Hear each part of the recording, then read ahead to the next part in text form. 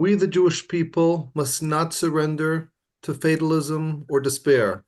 We can and must change the course of Jewish history, and Machon Shilo, led by Rabbi David Bar-Hayim, is devoted to doing so.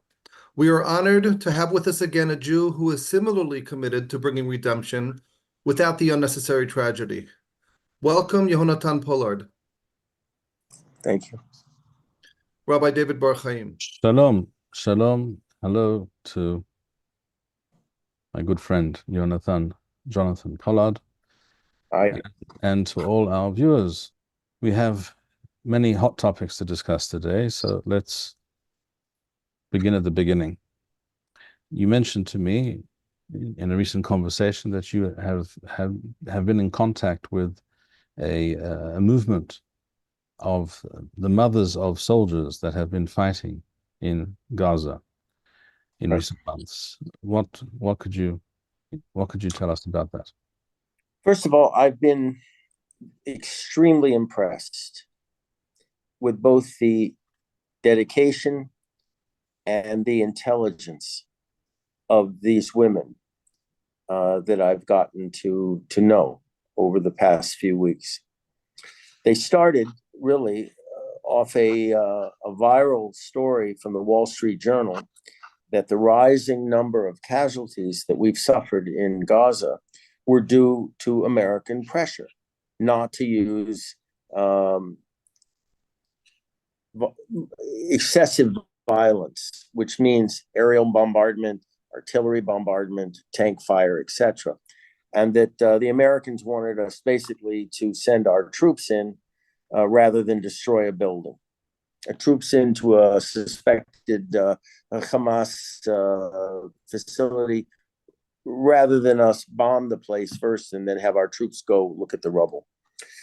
A suspected Hamas. They immediately and a suspected Hamas facility means every building in Gaza. Basically, it means every building in Gaza. I mean, the number of tunnels that they found, it's just beyond belief. They're everywhere. So a women's organization started up, a mother's organization started up, and because they all have sons and daughters in the army, many of whom are in Gaza. And the leaders of this organization, as I said, I have been very impressed by. They're very level-headed. They want victory for us, for all of us, for Israel. Because they feel that if that's what our goal is, that we will take care to protect our soldiers and to do whatever is necessary to limit casualties.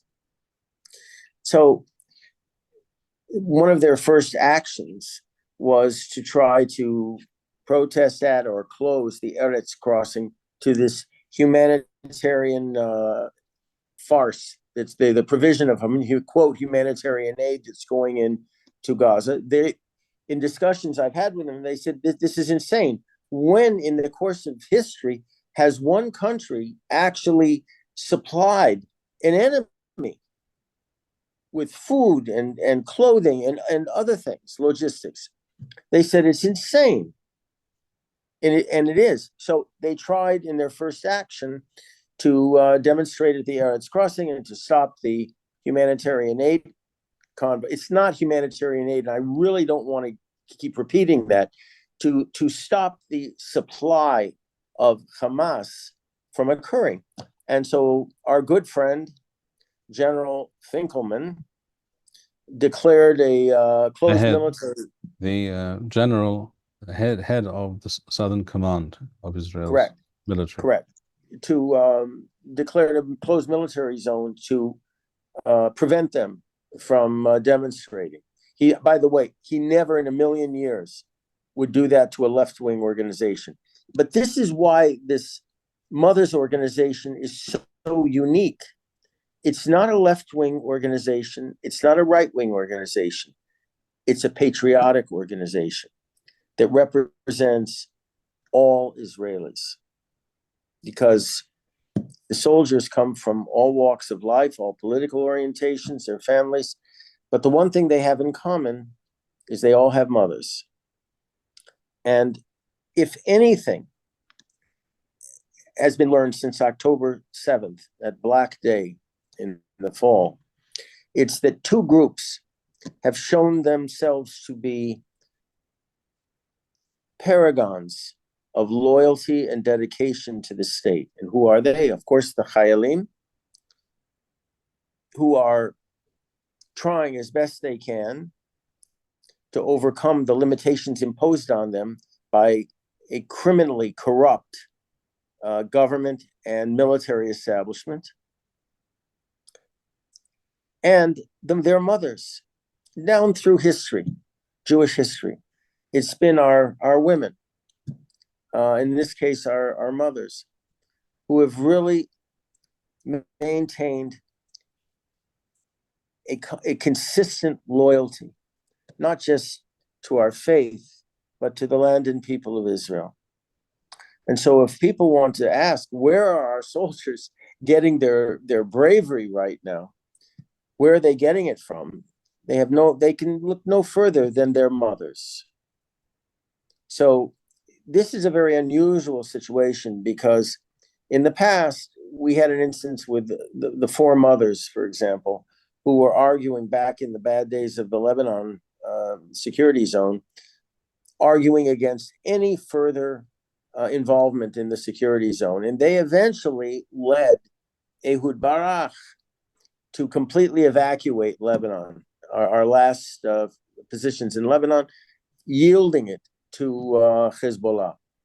This is not let us just recap for those who are unfamiliar with the facts. You're referring to the infamous organization which was begun at some point in the 1990s, I believe, in Israel, called in Hebrew Bar-Hayim, the four mothers. The four mothers. These were four mothers of young men who were serving as soldiers, supposedly, although I never checked, never neither have I. I never ensured this is in fact true, but supposedly No. mothers of soldiers serving at that time in the southern Lebanon.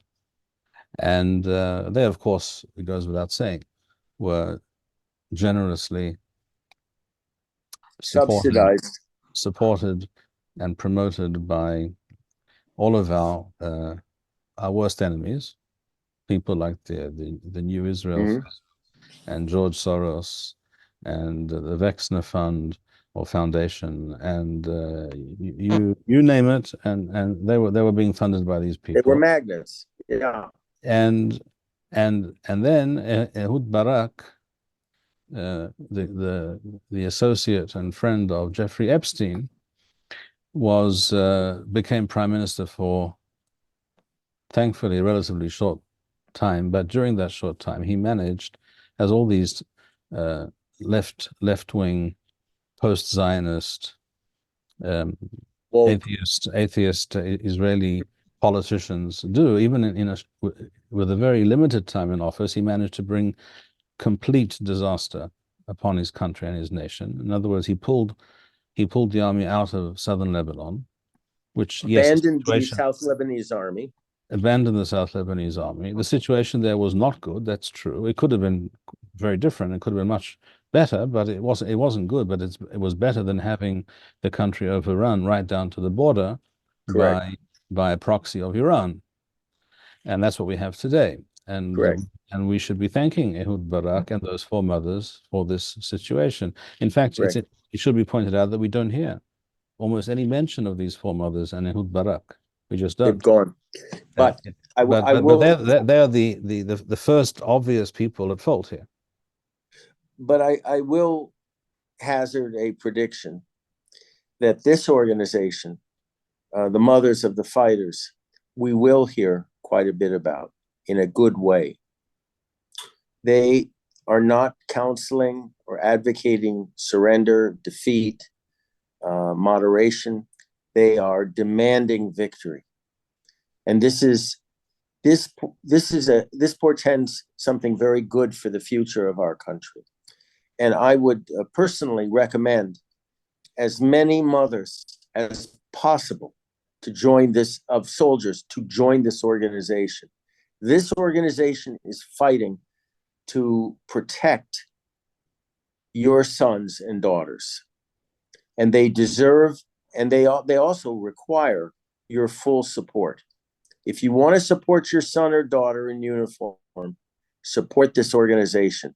They, unlike the government and the military, they actually have your children's interests at heart. Do you, Jonathan, in fact have information about how to contact this organization?